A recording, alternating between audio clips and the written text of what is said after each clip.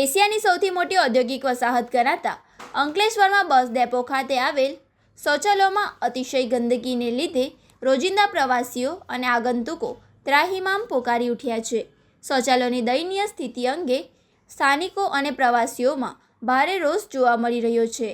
શૌચાલયોમાં નિયમિત સફાઈ થતી નથી, જેના કારણે દુર્ગંધનું સામ્રાજ્ય ફેલાયું છે. અનેક જગ્યાએ વોશ બેસિન તૂટેલા છે, તો ક્યાંક ફ્લોરિંગના પથ્થરો નીકળી ગયા છે. શૌચાલયના દરવાજા પણ તૂટેલી હાલતમાં હોવાથી લોકો તેનો ઉપયોગ કરી શકતા નથી. આ અવ્યવસ્થા અને દુર્ગંધના કારણે અંકલેશ્વર આવતા બહાર ગામના મુસાફરો ભારે મુશ્કેલીનો સામનો કરી રહ્યા છે.